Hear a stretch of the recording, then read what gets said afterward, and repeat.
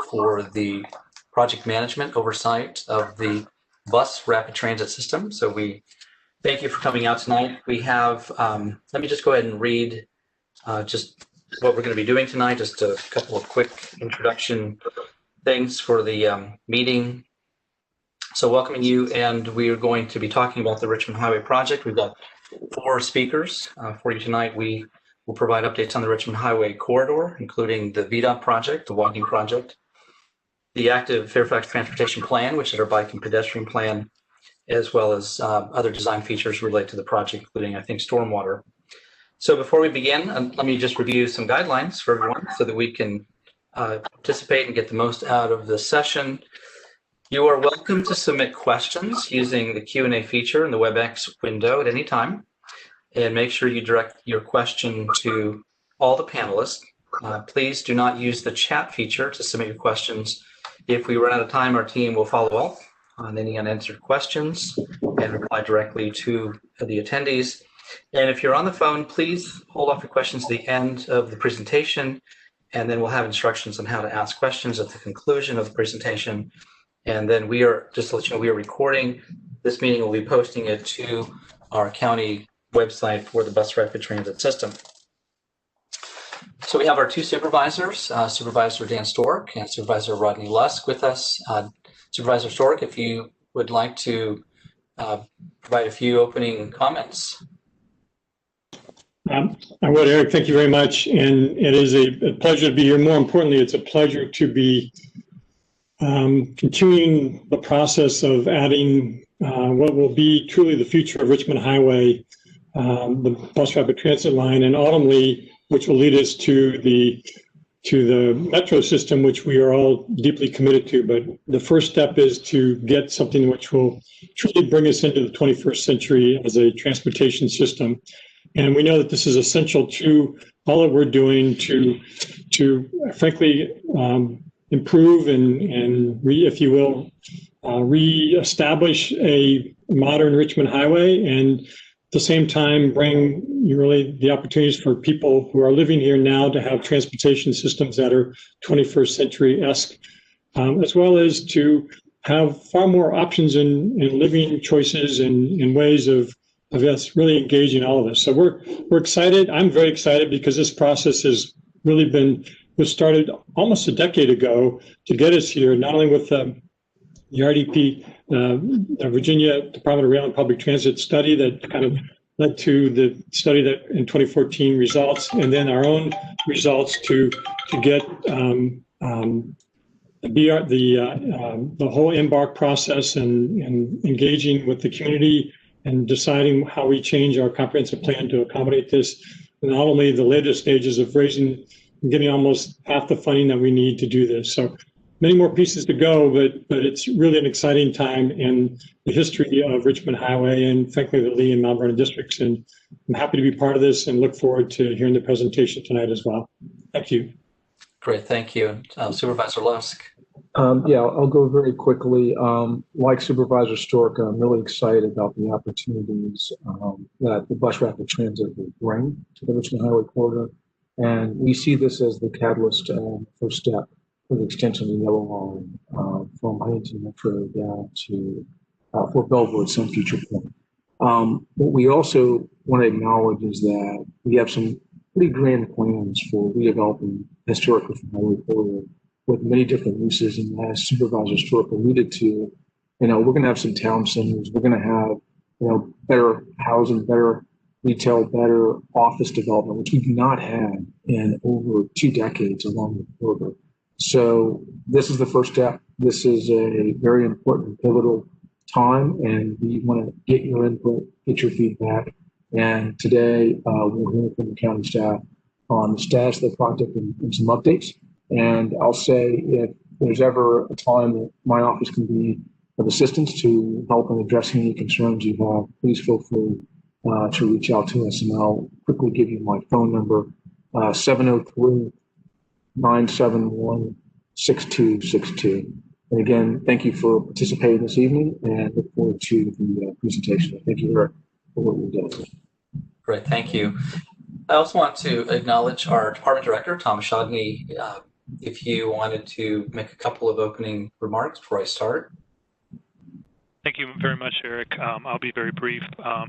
2020 has been an interesting year from a lot of perspectives, but we have made a lot of progress on the Richmond Highway BRT and the Richmond Highway improvement project this year, and so looking forward to sharing some of that with you. We want to thank everybody for participating tonight, and I will leave it at that for now, Eric, but be available for our Q&A at the end of the presentation. Thank you. Okay, great. Yeah, thank you. So our agenda tonight is we're going to give you an overview of the BRT project. This is kind of an end of the year recap, and I'm going to share with you some dates. We'll be coming back to you all in the start of the year in January. We'll have more public information meetings. We'll be getting into much more detailed design conversations with you then. So this is just an end of year recap of where we are and what we've accomplished through this time this year. We'll talk about the right-of-way acquisition process and very excitedly the station design. We have some great concepts and renderings to show you of that. And then I'm going to be turning it over to, we've got, as I mentioned, other panelists. Dan Reinhardt with the Virginia Department of Transportation will be giving you an update on their part of the project, which is the widening southern section of our project, the widening of Richmond Highway. Joanne Phoebe with Department of Planning and Development will be giving you an update on the urban design guidelines. And then lastly, Chris Wells, who actually is in my division, will give you an update on the ActiveFairfax transportation plan, which is our bike and trails plan update. So we'll talk about next steps. We have a survey overview and, of course, discussion Q&A. We will absolutely try to get to all of your questions if we can tonight. And again, if we can't for some reason, we will respond to you directly, separately. So just a very quick overview. I'm sure that most of you have seen already this map, which we've shown quite a few times.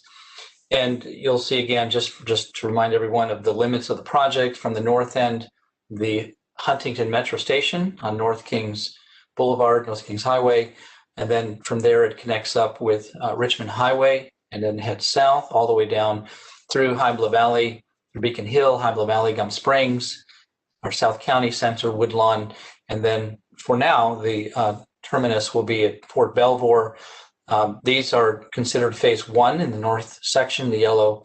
There's phase one. Phase two is the light blue. And then eventually phase three would continue from Fort Belvoir south down into Prince William County. And there's actually a phase four for the Department of Rail and Public Transportation Plan, which would be the extension of the rail line itself, the heavy rail from the Huntington Metro Station south along or underneath Richmond Highway, for at least part of it anyways, down to High Bluff Valley. And that's phase four.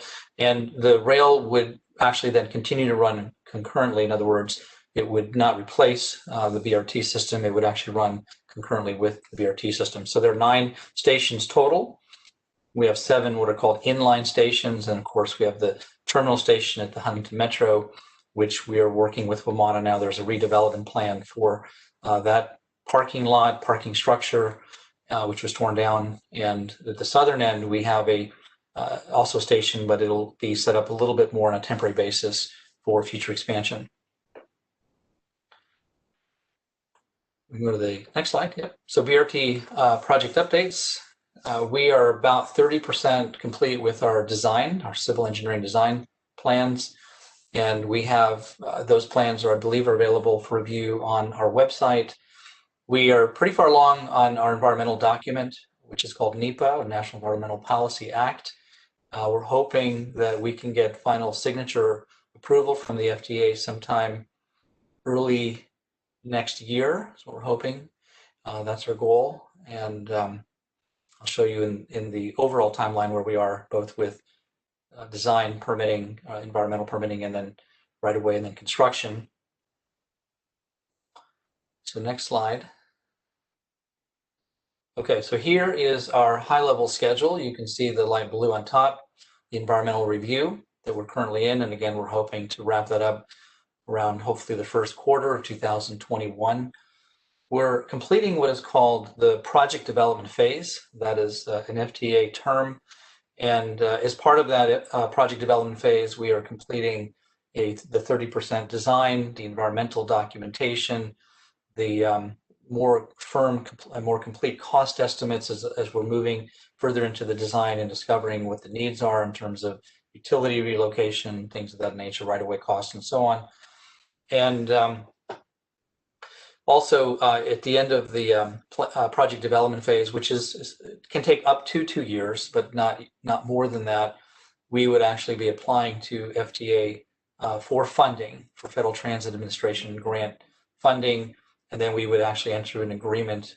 If we receive the funding from FTA, we would enter into an agreement with FTA at that end of that project development phase.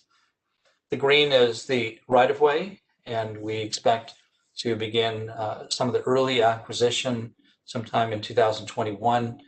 We've had separate discussions already on the right-of-way process. We'll talk a little bit about that tonight as well. I'm sure some of you have questions about that.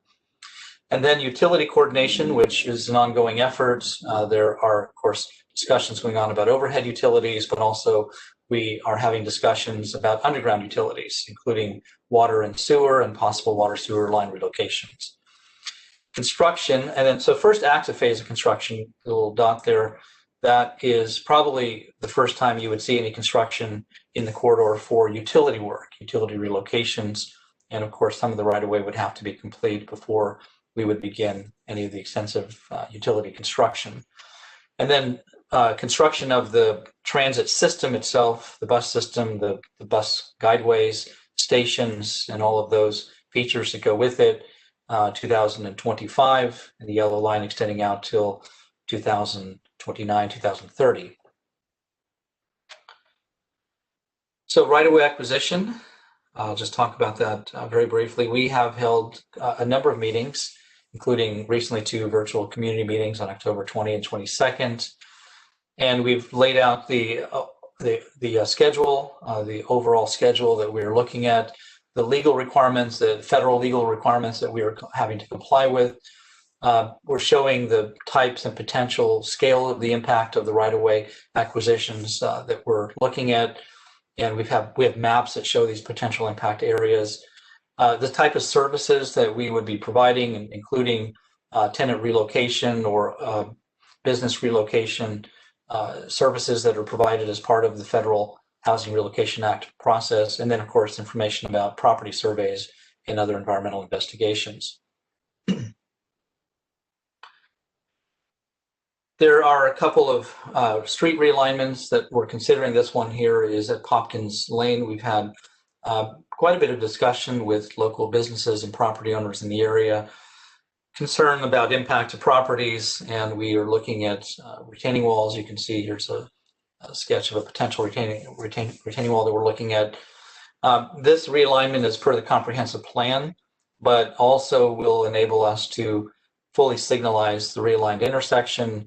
As you can imagine, the buses are in the middle, and if we didn't have a consolidated intersection, it would make it difficult for one of these roads to get in or out. One would have to probably go back and U-turn back around, and we'll go north and U-turn around. So to make it convenient, we're maintaining access. Right now, these intersections are offset with 2 signals, and of course that doesn't work for the buses. We're going to consolidate them into one signal that will work for both the communities on the west and east side of Richmond Highway. So as I mentioned, we're expecting the right-of-way process to begin sometime in the spring, and these are probably what we call the very early acquisitions, properties we know that are going to be full acquisitions. And so we'll be meeting, we have folks that will be meeting with you individually to work with you as an individual property owner or tenant. There's contact information here. You're welcome to take a screenshot or a photo of the screen if you want to have this down for yourself as memory. And also you can learn more. You can visit our websites that are down, these landing pages that are down here below as well. Okay, so station design. This is exciting. This is really this is probably one of the signature features that you and we are all going to see in the corridor once the project is built. So we are very excited about it. We held some recent community meetings, virtual, of course, on November 4th and 5th, and we laid out the different elements of the BRT stations. We are down to 2 concepts, which I'll show you tonight. And we're in the process of further refining those concepts. We are really looking forward to your input, things that you like about the stations, things that you don't like, things that you want us to consider, things that we may have not thought about that you'd like us to consider, or if you just love them and you just want to compliment them. I mean, either one is fine. Any all of the above is fine. But we are looking, and also we'll talk about some of what they call community charm, but really what I call features that will personalize the stations to match each of the stations and their surrounding communities that are in the corridor. We have quite a diverse community. We have quite diverse communities in the corridor, and so we want to make sure that even though the station designs will be similar, and we'll do that for efficiency of construction and maintenance, we do want to personalize the stations, and I'll show you some areas where we can provide personalization. And also, and these are just examples, these are not recommended, but just some examples from other projects around the country where they've provided these kind of personal design details and art features as well. And you can find these online at that web link there.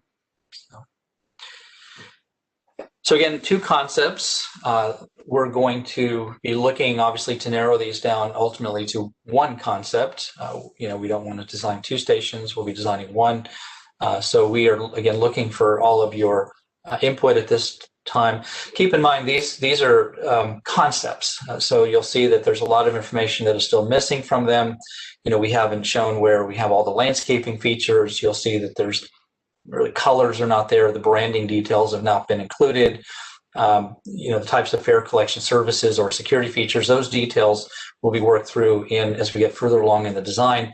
But there's enough information there, you'll get a sense for what the stations actually look like. So the characteristics of each station, this is generally what they will look like. You'll see that the platforms are longer than typical bus length. We're looking at single articulated buses, and there's room. You can see there's a covered area of the platform that's about 70 feet in length. Just for comparison, a metro car is about 75 feet in length. And then there's area or room in front of it that is not currently sheltered. We have that space available for bringing in additional vehicles if we need to lay over a vehicle for some reason, or if in the future we need to expand the station capacity, there's room to do that as well. So station concept, first concept design, we are looking, this one largely pulls in the aviation history and aviation military history that is in the corridor areas like Beacon Hill, Lockheed Boulevard, for example. So these are historic landmarks that are in the Richmond Highway area. And if you go to the next slide, you'll see our concept, which we'll have a few more colored renderings here, but you can see that it's shaped like an aircraft wing. And so we're pulling in the aviation theme in both the shape of the structure itself and also the materials that we're looking to use in the design itself. So there's obviously a historical component, again, the aviation and military history in the corridor. And we're also trying to pull in some organic forms that pull or tie in the ecology of the area. So it's not just going to be exclusively aviation history, but again, try to pull in some of the ecological forms. Those could go into, and I'll show you later, details on the windscreen. They could be details on the railing or details on the concrete flooring. So a number of different places where we can pull those details in. I have this is a concept here. Oops. Does it, is that the visual? Can we play through that? The rendering. I think we have to go back one, right?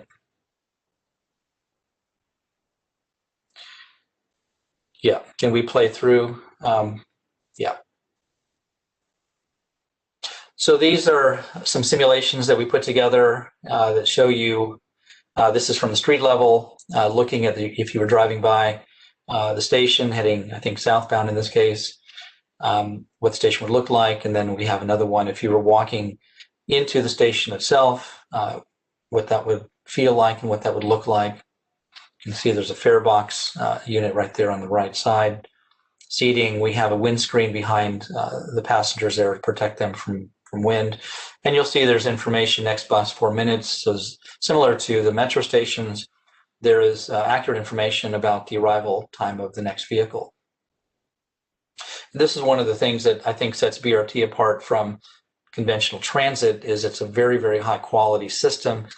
It's intended to replicate light rail, and but without the cost of light rail. So it's a rubber-tired light rail system, but it has the kind of frequency and reliability that you get with a light rail system, the kind of information that you get about arrival time and predictability of arrival time, all of those things that you would find again in a light rail system, but in a rubber-tired system. And the buses are also longer, articulated, much more modern and sleek as well. So again, here's just a perspective looking at the station from the driver's side, looking towards the station. You can see the shape of the wing again. This is standing inside of the station, and we have the fare box unit there on the right.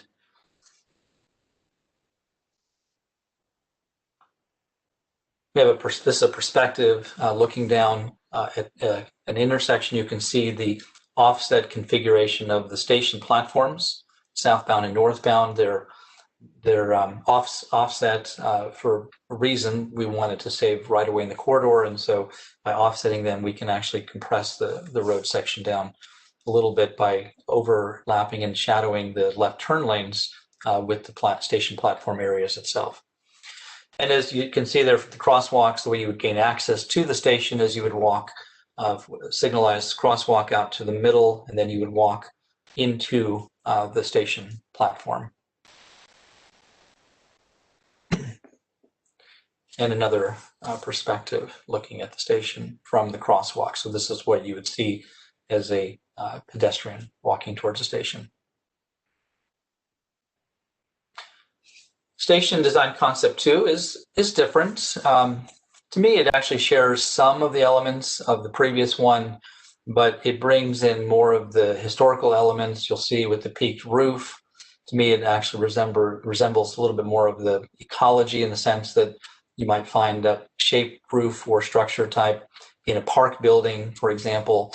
But again, it's also pulling in some of the history as well that we have in the corridor with some of the iconic landforms that we see. Mount Vernon is shown there on the right.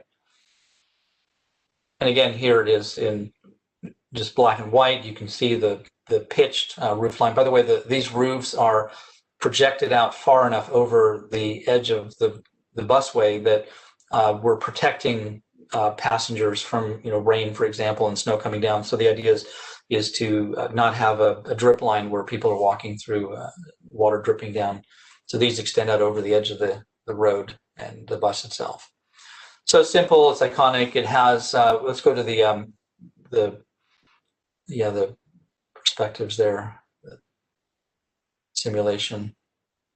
So again, if you were in a car driving down the highway, this is what you would see. This one also has, I think, some of what I call sort of the corporate feel to it and business elements. The block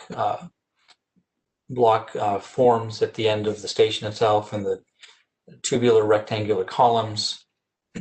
Windscreen you can see right there as well. Same information signs, orientation map.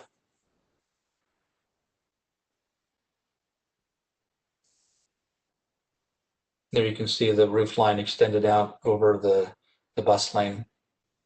And again, the perspective, again, driving down Richmond Highway from the other. This is the back side of the station.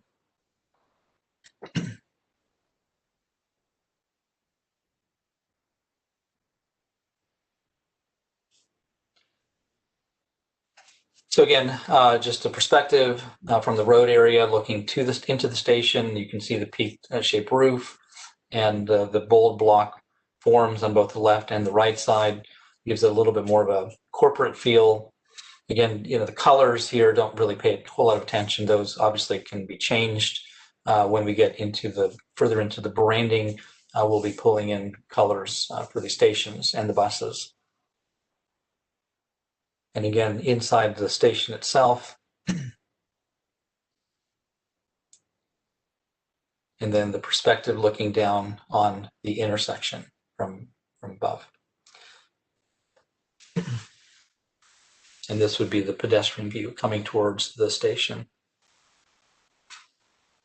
So as I mentioned earlier, neighborhood charm, or art pieces or things that would personalize the stations for each of the areas and the surrounding communities that are unique. We certainly would be looking to pull in some of these elements. And these, again, are just examples from other parts of the country. You can see art pieces, both vertical art pieces. You can see different pavement design concepts that they've worked with, colors, the windscreen backdrop, putting all kinds of art pieces on the backside, or etching if we're looking at glass, things like that, and then wayfinding signage as well. So again, these are just examples from other parts of the country. Here's you can see some pavement concepts that we pulled in, and just some vertical art pieces just to kind of give you a sense. And these are not just in the stations themselves. You notice that some of these, we have areas that are actually outside of the stations, across the street, for example, on the street corners. We have areas where we can also include art pieces and other decorative pieces in the corridor.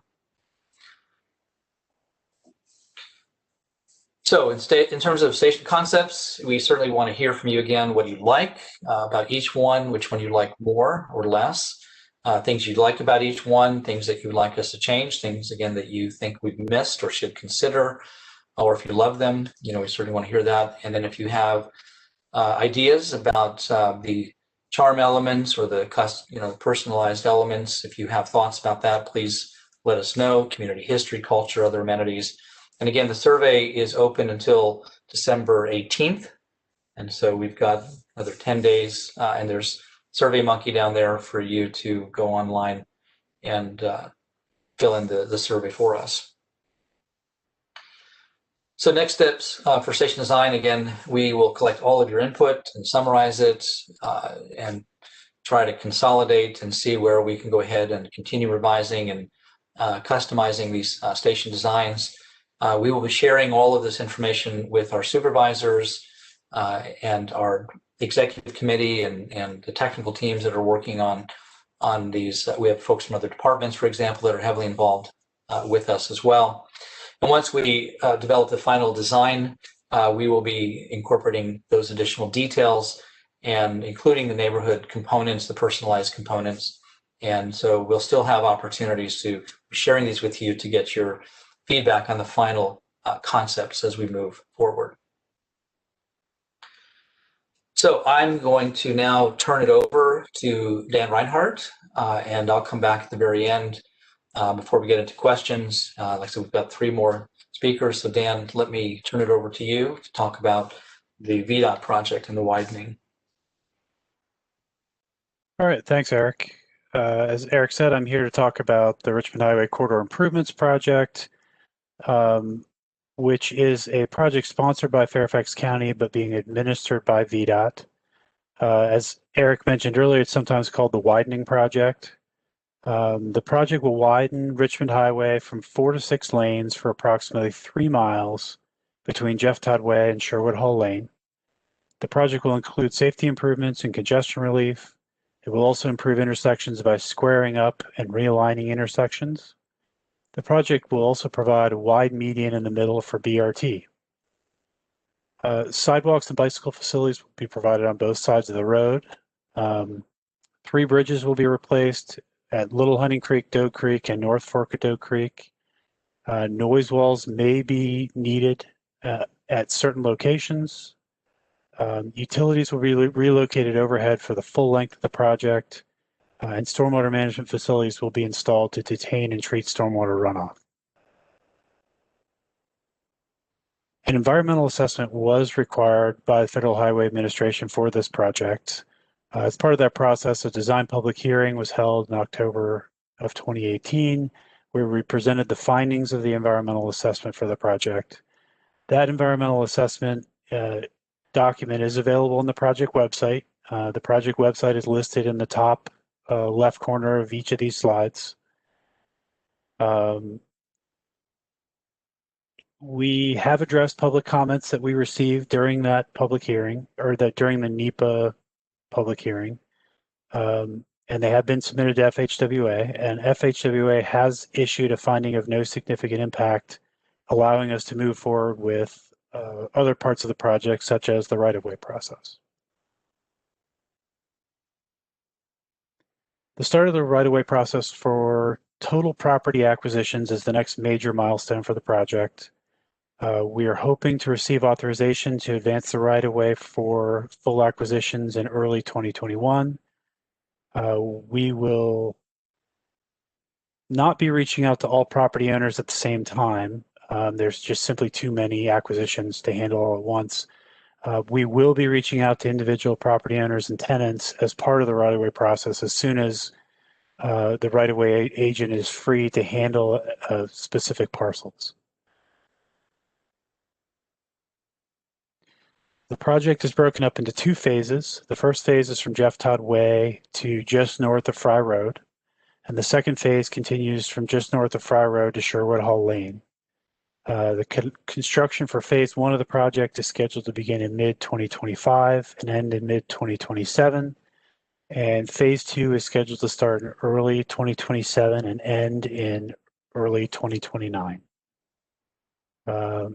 That's kind of an overview of the widening project, and now I'd like to turn it over to Chris Wells with Fairfax County Department of Transportation. Oh, I'm sorry. Turn it over to Joanne Phoebe. Hi, I'm Joanne Phoebe. I'm a revitalization program manager with the Department of Planning and Development. I work on the urban design concepts for the corridor, conduct design reviews of new projects and buildings that are planned for the area, and provide support for community organizations such as the Southeast Fairfax Development Corporation. So great urban design is critical to achieving the vision of the Richmond Highway corridor. And the Richmond Highway Design Guidelines focus on the design of streets, open spaces, and buildings to promote compact, sustainable, and transit-accessible development. They help implement the Embark Comprehensive Plan, which hopefully most of you have heard about, by providing the details needed to create these walkable, high-quality designs. So Supervisor Lusk mentioned this evening, the vision for the Richmond Highway area is to have mixed-use walkable neighborhoods around the BRT stations. These neighborhoods will offer housing and jobs within walking distance of transit, along with new streets and a variety of open spaces ranging from stream valley parks to small urban plazas. So Fairfax County has had design guidelines for many of our more urban areas, such as Tysons, Reston, and Annandale. And so in March 2020, the county completed new guidelines for Richmond Highway. You go to the next slide. So for all property owners along Richmond Highway that want to redevelop their site, Fairfax County uses the design guidelines in concert with the comprehensive plan and the zoning ordinance to evaluate proposed projects. Staff look at how the streets are laid out, the placement, the form, height of buildings, and the design of open space to see if a project meets the goals of the guidelines. It's also important to note that these guidelines are quite flexible. They recognize that there isn't one way to design a site and encourage creativity and flexibility so we don't discourage good development.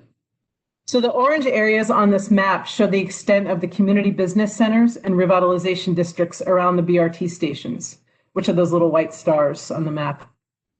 So these community business centers, such as PennDOT, Beacon Groveton, Hyba Valley, are especially important because they're the areas where we expect a lot of transit riders. And so we want to create the new housing and commercial uses near them, along with parks and better street designs to encourage walking.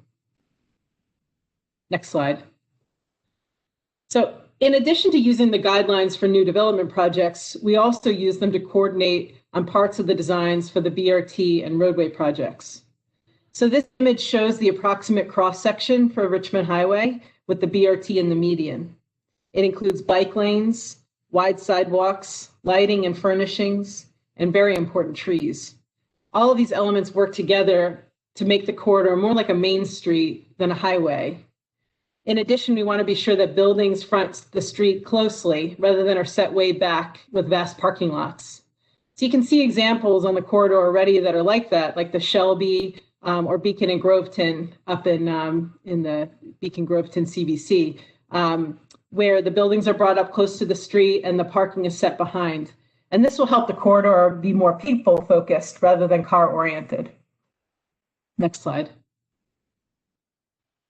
So we want to make sure that the areas along the streets, which are the sidewalks, the bike lanes, and alongside buildings, are coordinated from one block to the next. So the guidelines look at the designs of these elements, everything from their dimensions to their materials. Like, for example, we want to see pavers added to highlight portions of the sidewalk. We might recommend certain styles of furnishings along the sidewalks, adding streetlights, all of those elements that bring that sense of walking and Main Street together. And we want street trees to create shade and improve the local environment. Next slide. And then another example of how we're using the design guidelines to create plans that improve the pedestrian experience and coordinate with the BRT stations is to have plazas at the intersections near the stations so transit riders can have a place where they can hang out and wait for the BRT, maybe get a cup of coffee, dock their bike share bike, basically be welcomed onto the transit system. Most of these plazas will be implemented with new private developments, so we'll work closely with property owners on the designs of these plazas so that they can be comfortable and have the right amenities. And you can see in the graphic on the bottom right, the areas where we're talking about, so the sort of intersection near the BRT station. And then these are some images of some of the elements that could be located within them. So next slide. So this is really just a taste of the ideas that are in the guidelines. And I encourage you to go online and check them out to see a lot of other ideas. For example, how we drew upon the history of the area, similar to what the BRT did with the station design, to improve, to develop unique ideas for each community business center and personalize them, or see how we can enhance, how we're enhancing perennial streams and creating parks along them. And then after you check out the guidelines, I hope you reach out to me if you have more ideas of how we can keep improving these. And that does it for me. I think I'll turn it over to Chris Wells to talk about ActiveFairfax. Okay, good evening, everybody. Hopefully you can hear me. My name is Chris Wells. I'm the Active Transportation Program Manager for the County of Fairfax. Active Transportation is the new industry term for bicycling, being a pedestrian, or things such as scooters. In the Richmond Highway corridor, of course, there's been a lot of planning efforts that have already proceeded. What I'm talking about, there's the embark plan and the design for the BRT and the widening. But what we're doing in this year-end update, the purpose of this meeting tonight is to make the community aware of everything that's going on. We're beginning the process of updating our county's trails plan and our bicycle master plan, and we're branding it the Active Fairfax Transportation Plan.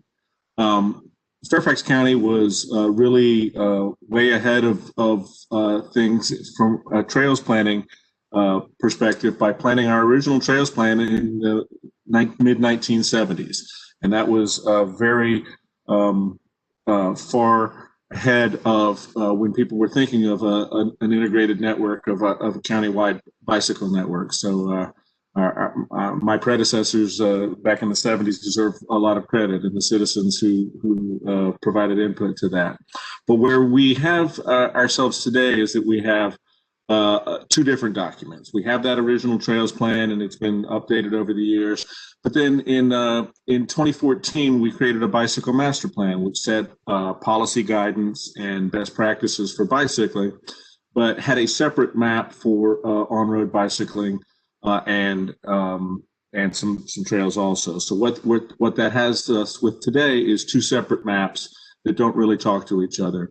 Furthermore, today, we're really moving away from on-road bicycling facilities on large roads. Neighborhood streets are still perfectly comfortable for anyone to bike on.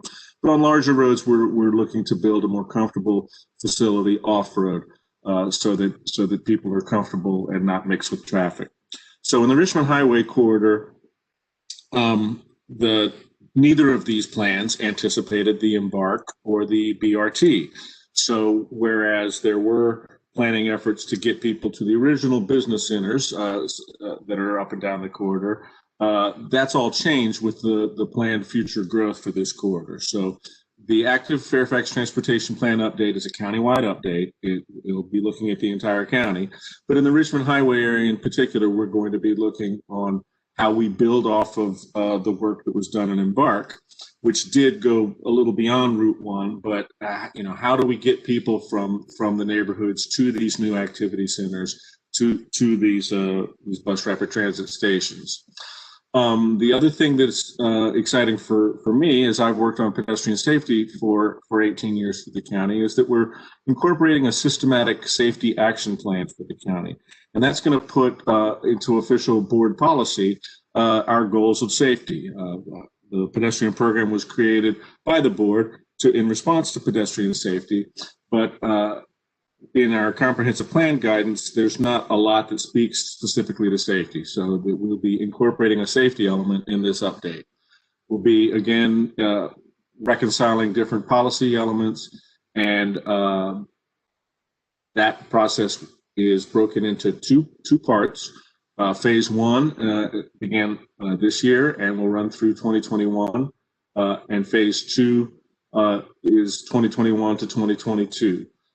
Phase 1 is more data gathering, community input, where we creating a vision and goals for the Active Fairfax plan, and then Phase 2 is the complicated work of getting it all into the comprehensive plan correctly. So that's where we are with that. I think there's a next slide of that timeline. There we go. So this is the Phase 1 timeline. We've begun this whole process of the data review, doing an audit of state policies. Are there state laws that need changing, state policies that need updating, the existing conditions? Our community engagement has been altered, of course, by the pandemic. We're a little late, and we're going to be, of course, doing things more virtually, but we're very interested in reaching out to the diverse community, in particular the underserved populations that we know are some of our strongest walking and biking populations in our county that don't always have the ability to take part in a meeting like this even. So we're really looking to do things differently. We're going to have a equity advisory committee and a youth advisory committee, because as you may or may not know, pre-driver's licensed youth who are needing to go to jobs or to help with family responsibilities are some of our most important and actually least known, maybe, pedestrian and bicyclist and transit users. So we really do want that perspective of an equity advisory group and a youth advisory group. So that's where we are with things. I'll go ahead and stop at that point, but that's how we fit into this effort here on Richmond Highway. And again, it'll be a countywide effort, so you can look forward to us being involved in having our contact information as well. So with that, I'm going to go ahead and hand it back to my division chief, Eric Teitelman, and we'll take your questions later on. Thank you. All right, thank you, Chris. Okay, so we are at the end of our presentation. Again, we will be recording. We've recorded everything, and this will be included. But Robin or Ron, one of you is going to be facilitating the questions. Okay. Right, so we have a series of, okay, there's more, sorry. Before we get to questions, so we do have meetings, as I mentioned before, coming up in January. We will be talking about branding options, name, colors, logo, which we'll be incorporating into both the bus design and the station designs. And we'll have a community survey to get your opinions about the branding as well. The survey sample is right here. You can see what that looks like. Again, our website, fairfaxcounty.gov/Richmond-highway-HWI.-BRT. So again, you can take a screenshot if you or download this presentation later. It's on our website. And then just the last slide here, which I think we can leave up for a little bit. If you again want to take a screenshot of this, this has our project website, our email. We have a dedicated email for this project. Any comments you have, again, you have a number of ways that you can submit comments. You can call us directly at the county. 703-877-5600 is our main phone number. You can, again, go to our websites here as well. And if you mail in comments, just please make sure you put attention to the Richmond Highway BRT project, 4050 Legato Road, Suite 400, and that's in Fairfax, Virginia 22033. So we'll take comments any way you want to send them in. Call us, you can email us, you can mail something in. We'll take your comments any way that you desire to submit in. So I think we are now at our question time, right, Ron? Or yes, we're ready to ask the questions and then answer them for our attendees. So I can begin with the first question, which is, when will the concepts be finalized? And I think he was referring to station design. When will the concept be finalized? I don't have the precise time frame. I don't know exactly when we plan to final the design. My guess is by January, once we get all the comments in, we'll be working on modifying the design. I'm hoping that by the time we come back to when we come out for our January public information meetings, that we have all of the comments incorporated. Again, there's still obviously flexibility in the station designs, and we'll be continuing to take comments. But by January, I'm hoping that we can get much closer to having a final concept.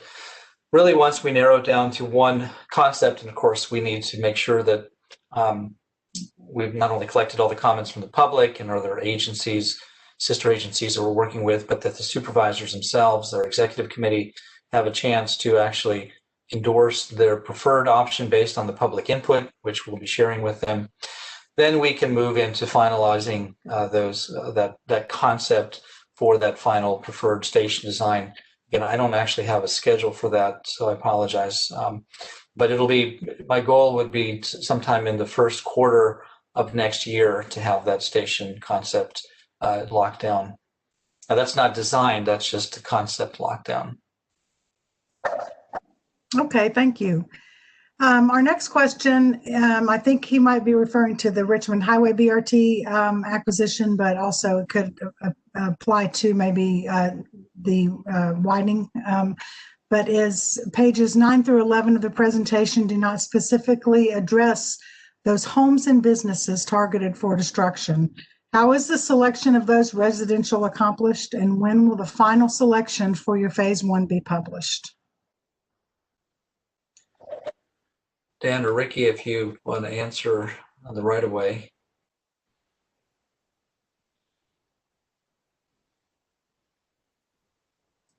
This is Dan Reinhardt to talk about the widening project, at least, administered by VDOT.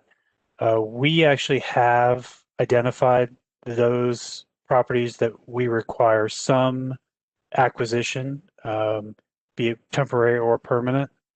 And so if you reach out to us, our contact info is on the website. We can share with you specific information. Okay, Ricky, do you want to answer from the BRT perspective? Let's see.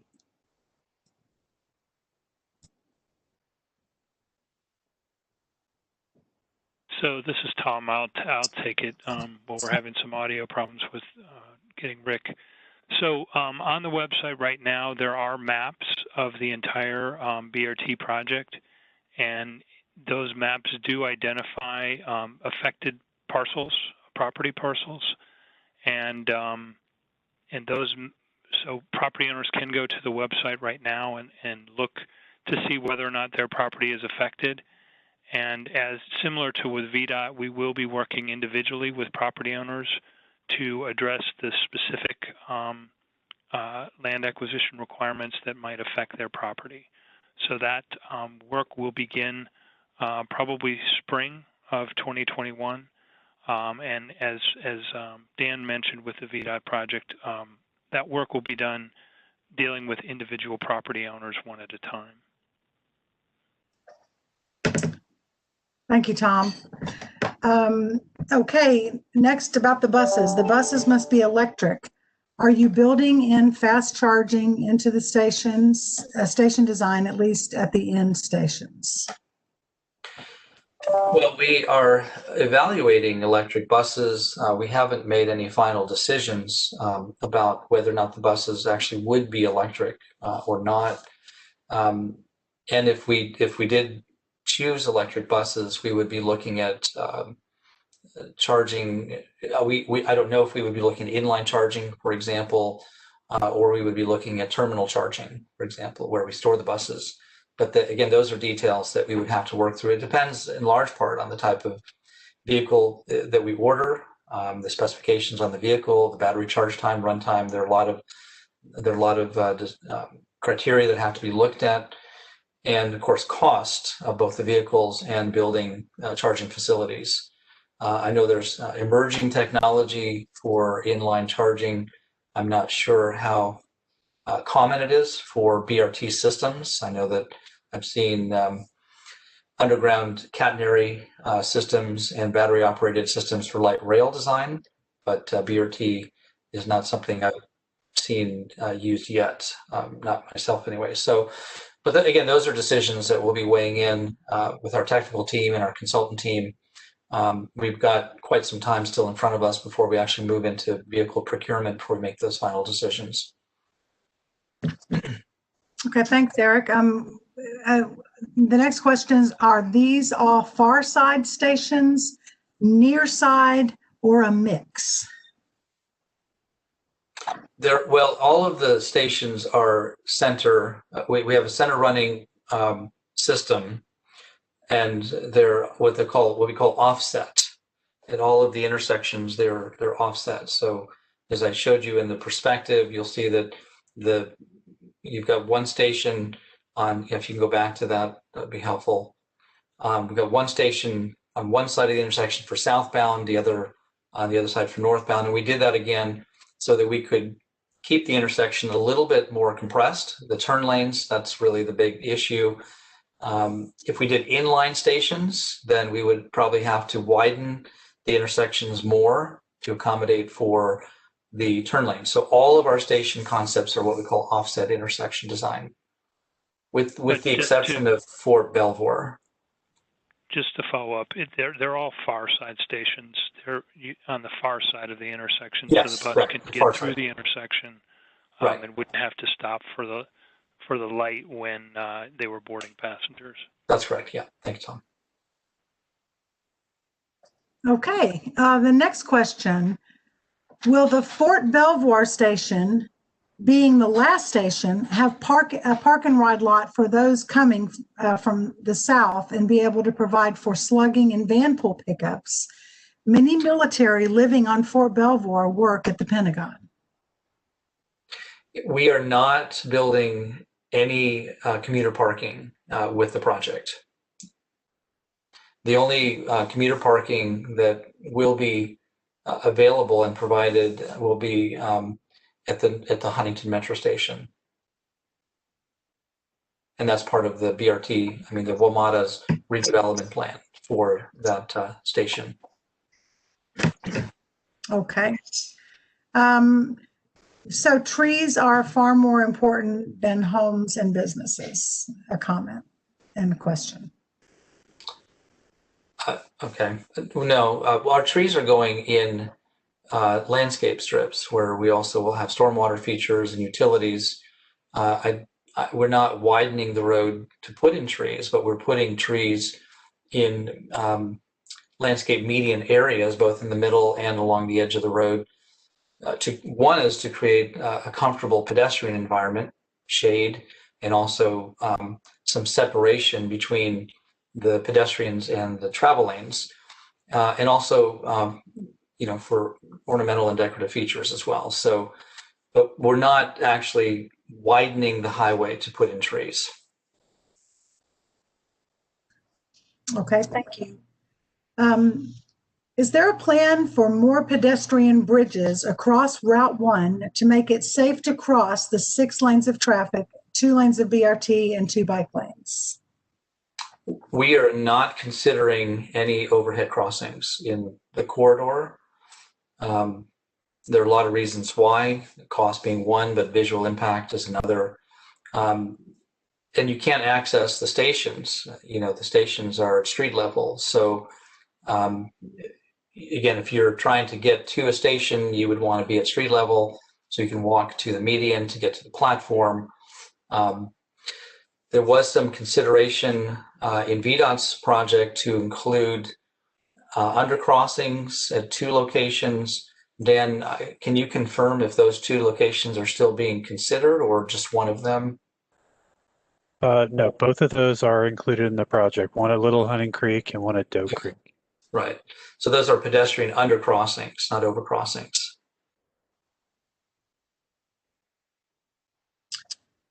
Okay, someone has a question that will these slides be available on the websites? And yes, they will be, as well as a recording of this presentation will be available on the Richmond Highway BRT website.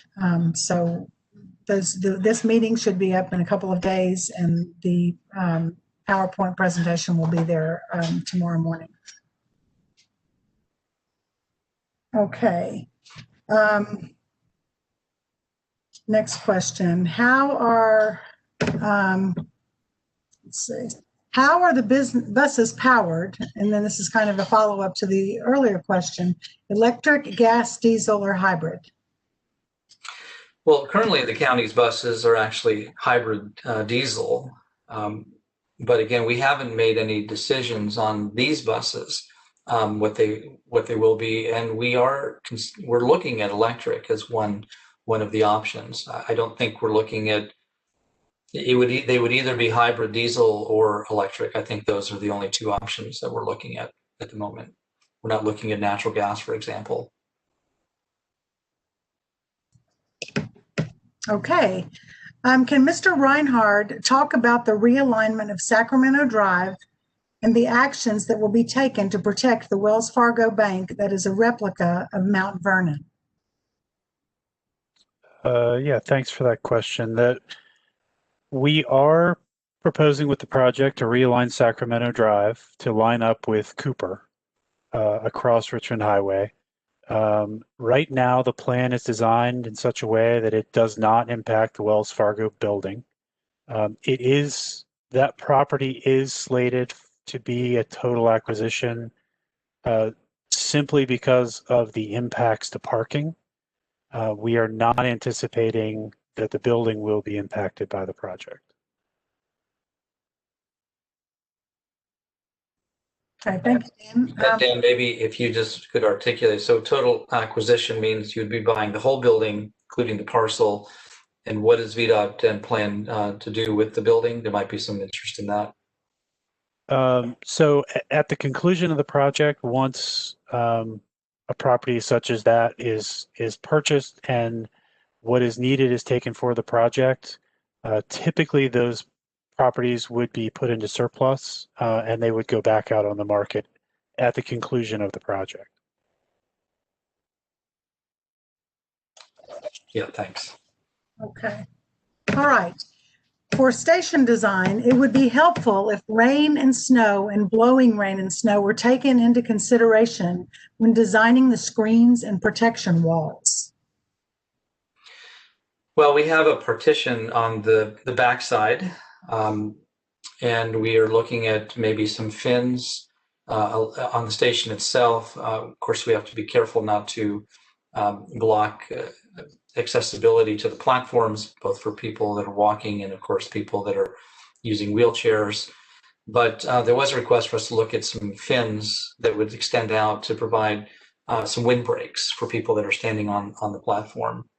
We're not looking at any type of completely enclosed structure. These are covered, roof, and of course the backside is with the windscreen is providing some protection, but they're not fully enclosed structures. They're not heated either, for example.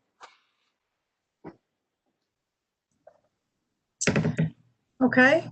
The next question, when will we be notified that we need to relocate as tenants? And when should we plan to have new locations, plans submitted, approvals, and start construction? I'm not sure. I don't know if Ricky is able to, if he's able to get on and answer that question. I'll just say that each property acquisition is handled independently, and the specific details of each property, the relocation and the details involved in the relocation, whether it's a business, a lease tenant, or a residence, all of those things are worked out and coordinated with those people. So in terms of the timing, you would be notified. You don't have to do anything now. You will be contacted by an acquisition agent that will be working with you on all of those details, and there will be time for the county or the state to work with you on finding a suitable replacement location. If Ricky's not on, maybe Dan, you want to add to that? Let me see if Ricky is on real quick before Dan begins. Ricky, are you on? Okay, go ahead. I'm sorry, Dan, go ahead. That's okay. I actually have Alec Tilford with me from VDOT Right of Way, who may be able to answer that question. Hey, this is Alec with VDOT Right of Way. Usually, you'll be contacted if you're a relocation parcel. You'll be contacted by two different agents. You'll be contacted by the actual agent that'll be purchasing the right of way needed for the project, and you'll also be contacted by a relocation agent. If you're a tenant, the relocation agent will work with you directly on all your relocation needs. Obviously, every tenant and every property owner is different. Usually, I believe it's a 90-day notice that you'll receive before you need to actually vacate the property. And that 90-day notice can change based on your needs and also suitability on a replacement parcel as well, or a replacement dwelling, depending on what your needs are. And Alec, I've heard this before. Maybe you can shed a little light. I've heard Phyllis talk about not necessarily moving ahead and trying to plan ahead. Yeah, I mean, the biggest thing is that landowners and tenants, you don't want to change your day-to-day activities because that could affect some of your relocation benefits that you would receive. As you know, there's tons of different variables, and like I said, it depends on each tenant and each business. But definitely continue your day-to-day life, and a relocation agent will contact you and go through any steps that are needed to make sure that you are able to get available to you.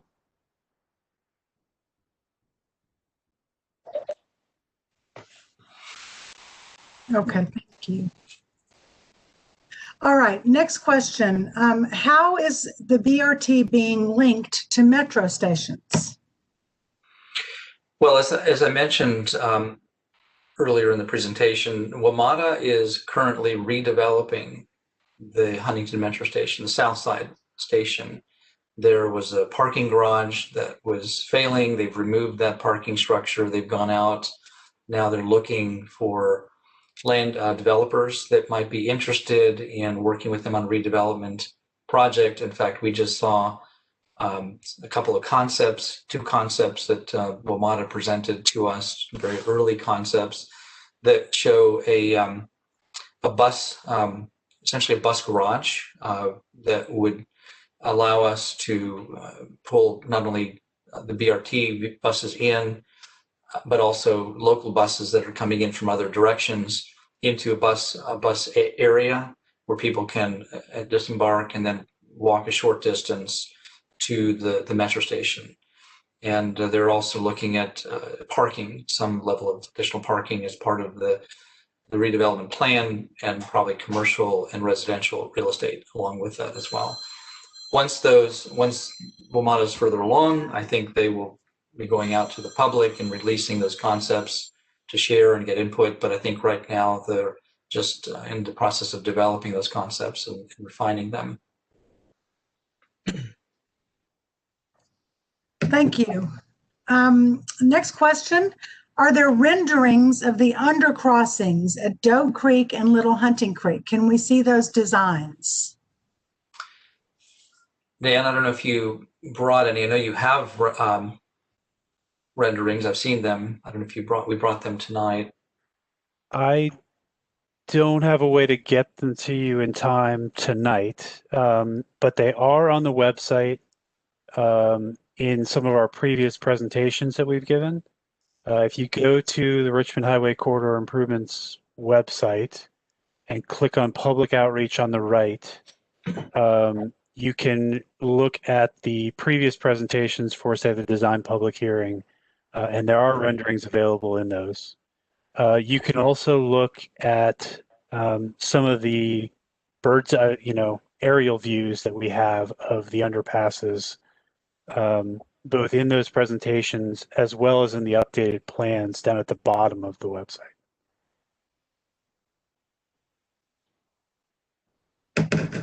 Great, thank you. What is the status of the request to reduce the speed limit to 35 miles an hour? And will the design assumptions in right-of-way be reduced to match the reduced speed limit? So I'll take That's that. probably, yeah, Tom. Yeah, thanks. So there is a scope of work that we're working on with VDOT to do a speed study of the corridor. We're trying to identify funding for that study right now, and then VDOT would engage in preparing the details of the study. As you know, the traffic volumes this year have been a little bit unusual, given a lot of people teleworking in response to the pandemic. So we do need to collect new data, and so we're between preparing the scope, looking for funding, and then we'll have to do some data collection. It is underway, and depending on the details of that, there may be some changes to the designs, but the design will not be completely reworked at a 35-mile-an-hour speed limit versus a 45-mile-an-hour speed limit. Because the road is relatively straight, the design doesn't change too much with change in speed. If there were a lot of curves, for example, that could have a significant difference in the speed might have a difference in design, but since it's relatively straight, there's not a huge difference between the two. And just to add, Tom and I have met with VDOT to look at areas where we can actually narrow the cross section, and we've asked VDOT to look, hypothetically at both 35 and 45 miles per hour, and there isn't, as Tom said, really much change. For example, lateral offsets from the edge of the curb to a fixed object such as a tree or a street light or pole remain the same. The lateral offset is 6 feet for either 35 or 45 miles per hour. So again, there could be some changes. Sight distance triangles would obviously change a little bit, and the placement of street trees could be modified. I don't think we're going to see any substantial reduction in the cross section from what we have proposed right now. Okay, thank you. Okay, next question. Why is the North Kings Highway proposed condition only showing 4-foot wide sidewalks? Will more right-of-way be needed?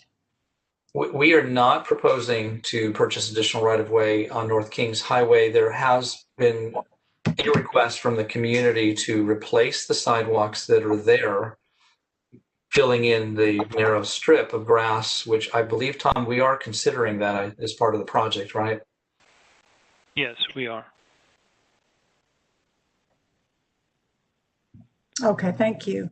I am the landlord and my shopping center is affected by this project. Who should I contact regarding the acquisition and proposition?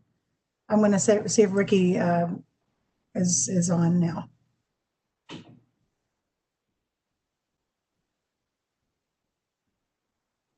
Ricky, can you? Okay.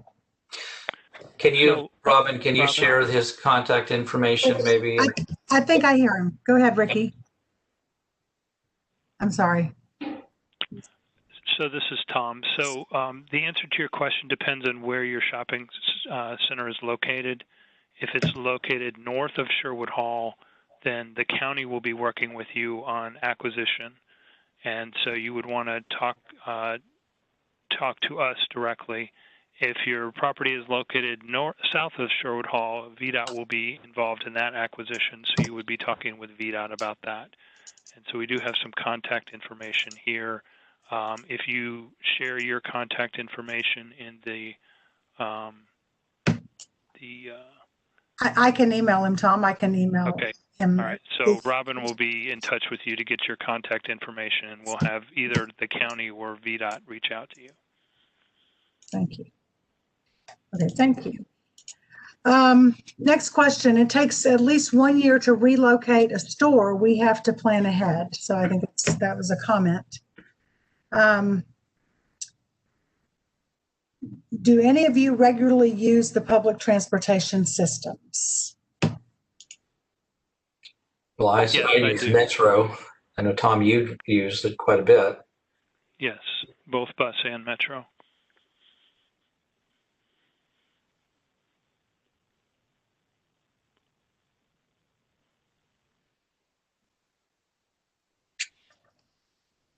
Okay. The next question is, how will the proposed pedestrian bike systems link to other local and regional trails? Chris, if you're still on, do you want to try to answer that one? Sure. So we're, again, as part of the active Fairfax transportation plan process, we're looking exactly at that. How do we need to modify our existing planning for sidewalks and trails to reflect the future of the Route 1 corridor? So, for instance, there's already been discussion about how the Mount Vernon Trail, for instance, would be able to get back and forth to the Route 1 corridor, or other facilities at the southern end. There's the trail along Route 1 and the Fairfax County Parkway. So that's exactly the point of the planning process for the active Fairfax transportation plan.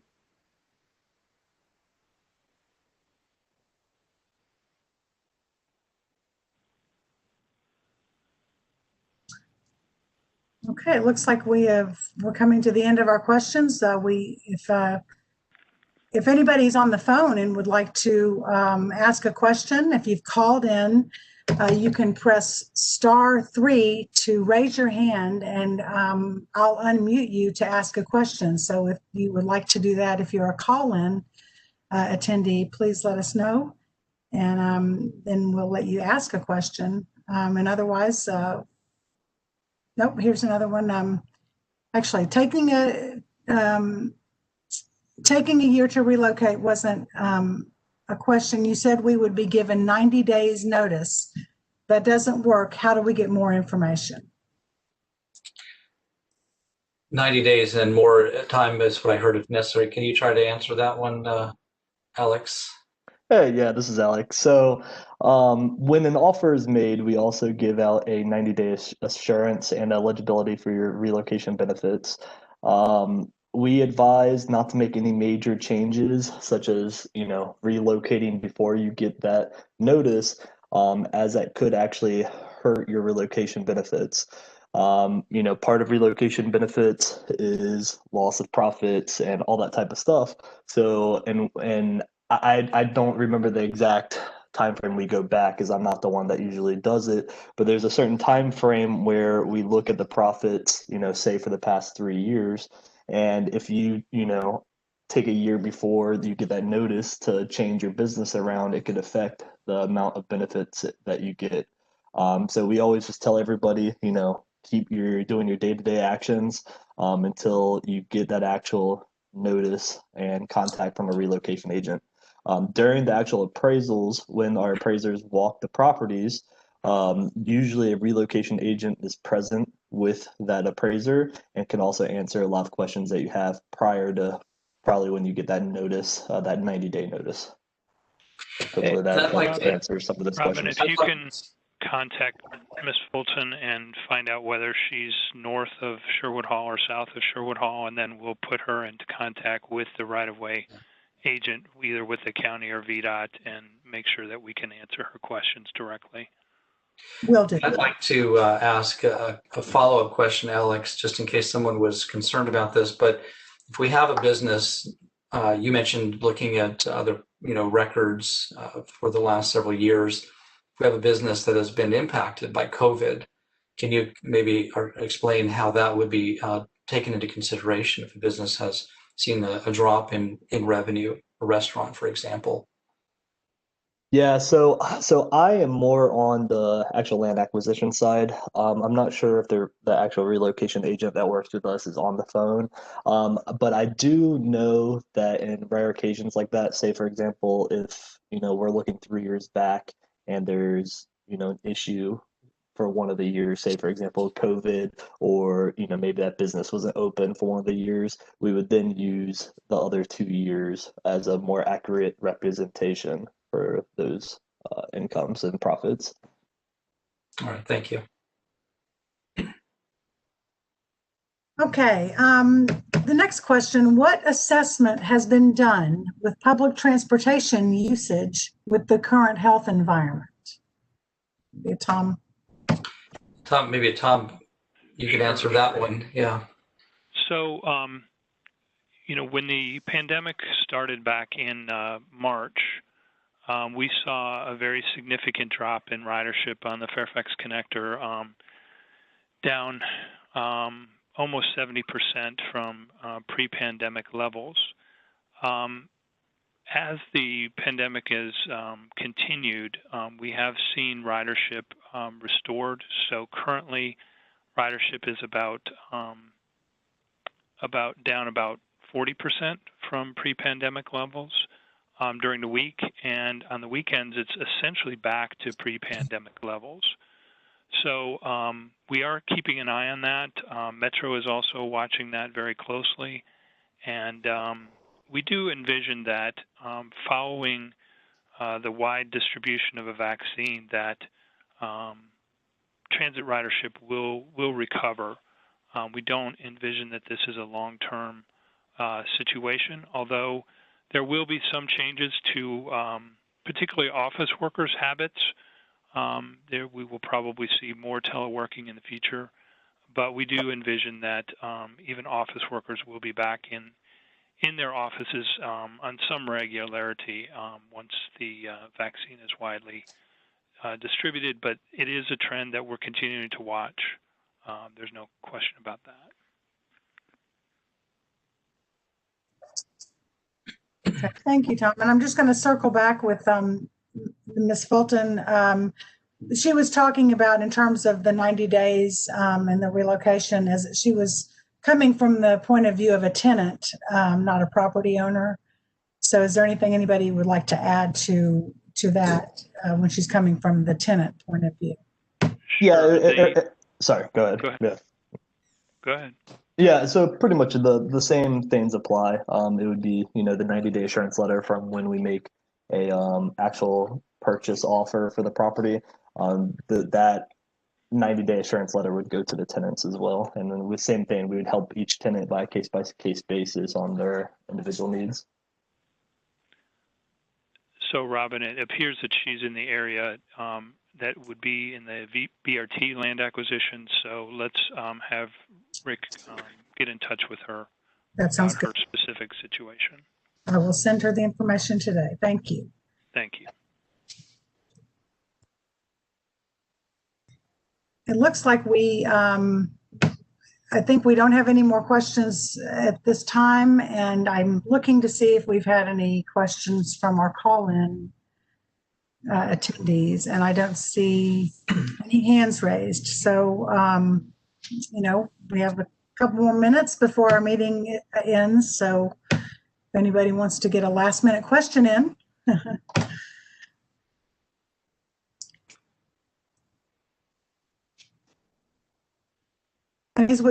as we've discussed, I mean, there are many ways to provide feedback, to take the station design survey, and also ask questions. If you go to our website, any of our websites you see listed here, if you have questions about the presentations you heard tonight, or if you have just any questions, we'd be happy to take them, and you can do that through email at dotbrt@fairfaxcounty.gov.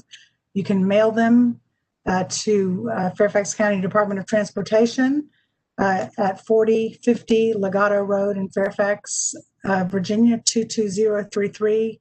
And in the subject line, would you put Richmond Highway BRT? You can call us at 703-877-5600. So we just want to hear from you with any comments about any of the presentations, right-of-way acquisitions, anything that you still have questions about. If you call the 5600 number, that's going to be our front desk. You're going to want to ask for myself, Eric Titleman. We also have Ron Lilly, who is in the office working. Our project manager is out for a short period of time, Vanessa Aguayo. If you have a question about right-of-way, that's going to be Ricky. He's going to be the person you want to ask for.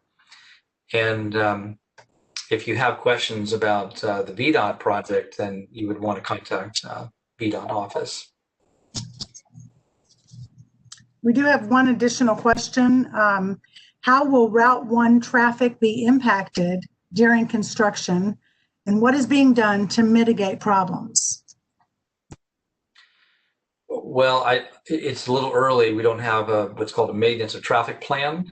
I don't think VDOT has one developed yet either, but by and large, the way that this usually it's required is that the contractor has to maintain an existing level of traffic capacity. So 2 lanes for VDOT section, maybe 2 lanes northbound, 2 lanes southbound, and turn movements.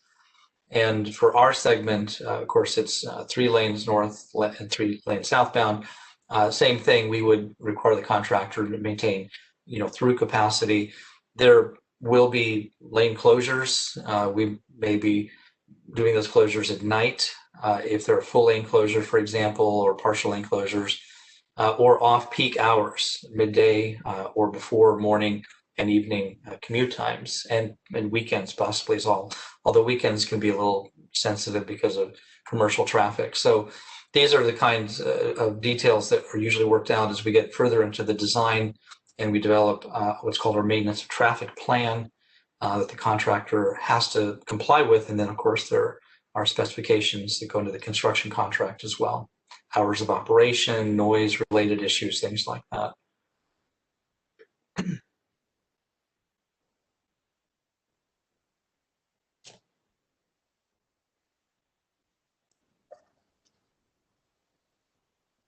Looks like that is our last question for this evening. We thank you very much for being with us tonight, and we look forward to seeing you at our meeting next month, and we'll be sending information about that as soon as we schedule that meeting, and to bring you more information about the Richmond Highway BRT and things that are happening along the corridor. So Eric.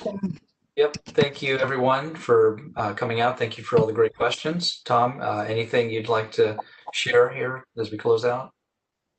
I just want to thank everybody for joining us, for taking the time this evening to participate, ask your questions, and encourage you to continue to stay involved.